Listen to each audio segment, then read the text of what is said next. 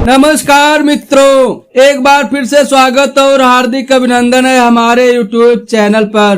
दोस्तों, चैनल को सब्सक्राइब करें और वीडियो को लाइक करके सभी रिश्तेदारों को शेयर कीजिए ताकि वह समाज में मौजूद लोगों की मानसिकता को समझ सकें और सतर्क रहें।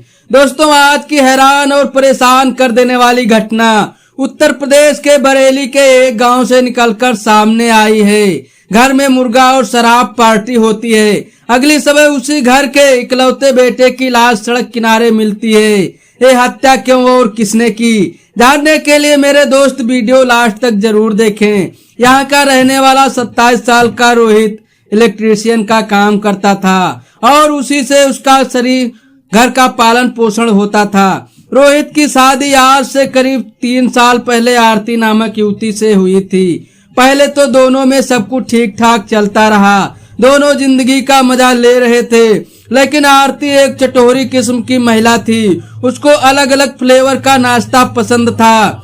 जब रोहित काम पर चला जाता था तो आरती फेसबुक पर नए नए फ्रेंडों को ढूंढा करती थी।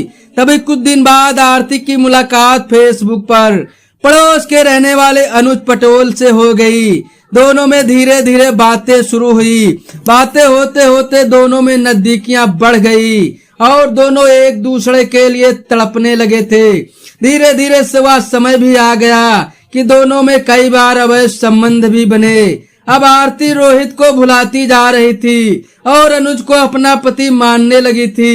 इसी बात को लेकर दोनों में अक्सर झगड़ा होता रहता था। एक दिन रोहित और आरती में काफी झगड़ा हुआ और रोहित ने आरती को काफी मारा पीटा। यह बात आरती को नागवार गुजरी और आरती ने अनुज को बता दी। तभी अनुज और आरती ने मिलकर रोहित को मौत के घाट उतारने की योजना बना डाली। योजना के तहत पत्नी आरती ने अनुज को घर पर बुलाया और अनुज ने अपने एक दोस्त को लेकर घर पहुंच गया। घर में मुर्गा और शराब मंगाई गई और रात में सब मुर्गा पका। तभी रोहित ने पत्नी आरती से पूछा कि ये लोग कौन हैं? तो आरती ने जवाब दिया कि ये मेरे मौसी के लड़के हैं। सभी ने मुर्गा खाया, शराब पिया।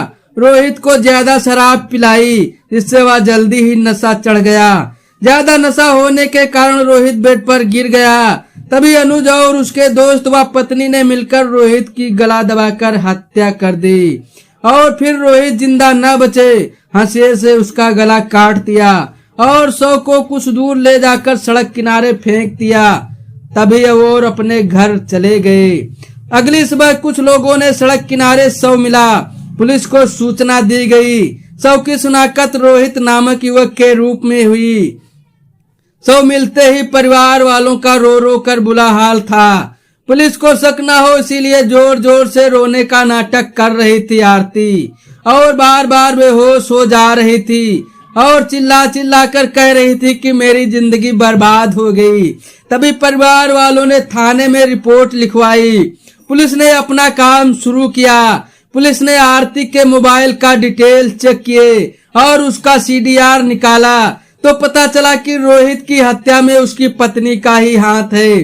पुलिस ने आरती से कड़ी पूछताछ की और कुछ ही देर बाद आरती पिघल गई और अपना जुर्म कबूल कर लिया। आरती के बयानों के आधार पर अनुज और उसके दोस्त को जेल की सलाखों के पीछे पहुंचा दिया है।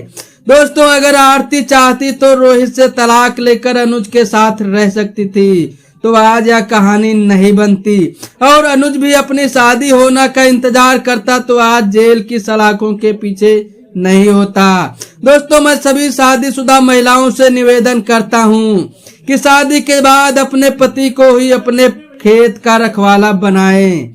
धन्यवाद।